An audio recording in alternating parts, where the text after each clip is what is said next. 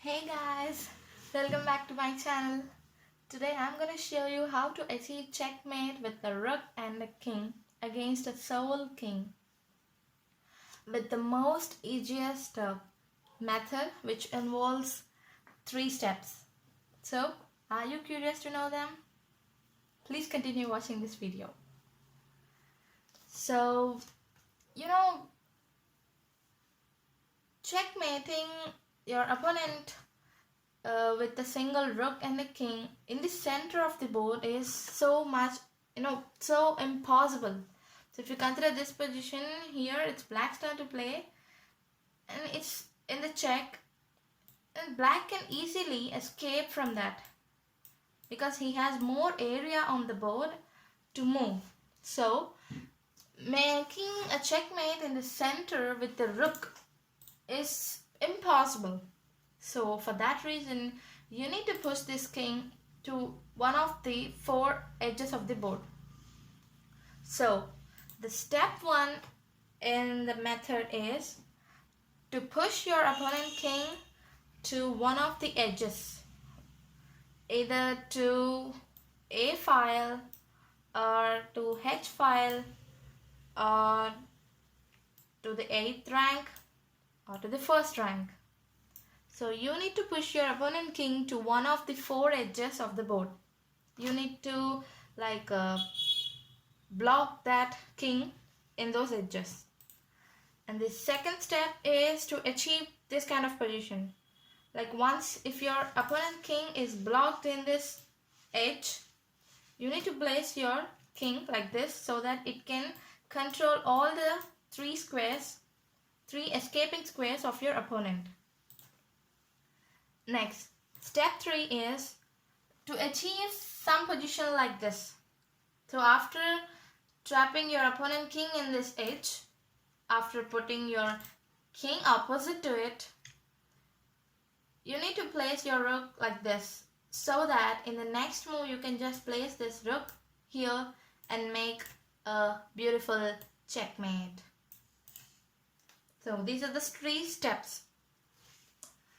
So all you need to think about is how we need to push this king to the edge.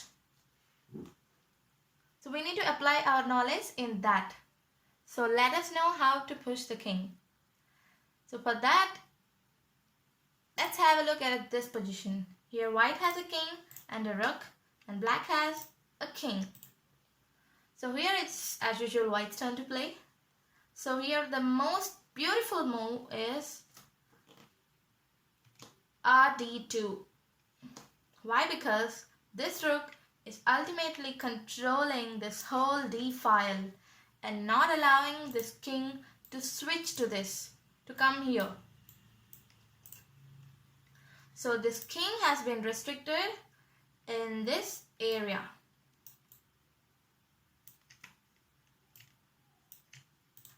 So other than that, it cannot move anywhere. So white would obviously, he won't like to be restricted, so he'll come towards this rook so that he can escape from that restriction. So he'll come to attack it with the king e5. So white will bring his own king to protect it. Rook c2. Next, this king had the chance to go to e3, e4, f4, f5, f6, e6. So now here king plays kf4. So this king is switching from e file to this h file. So this white rook can have the chance to have a good control on this e file by placing rook e2. So here the rook is compressing the area of the black. It's compressing the area, means reducing the scope for this king to move. So now as usual black comes and attack this rook with king f3. So white will improve his king's position by kd3 and also defends his rook. So now this king has the chance to go to this f4, d4, d3. So here in this game, black plays king f4. So he's going up. So we can just place this rook here and we can have a good control like this. So here this rook is controlling this e file and this third rank. So this king is restricted to this area. So slowly white is pushing the king towards the edge. So next, black plays king d4. So giving another chance to control this file. But this time white cannot play directly rook to f3, because if you do so, the king will capture. So first you need to bring your king to support. Now you can play this rook. Here black plays king g5. Now white king f3, controlling this f file and compressing the area.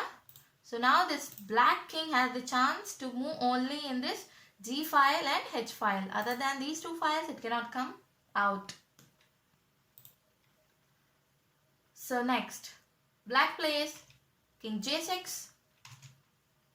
So here, from this move, this rook has the chance to come here and control this fifth rank.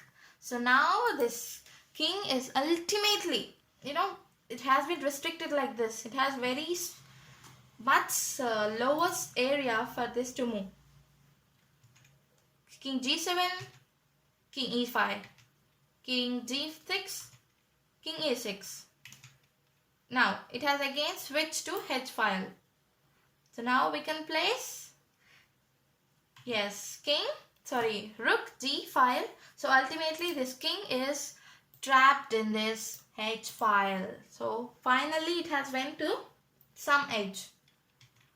So now king h8, king f7. So ultimately it had come to this corner.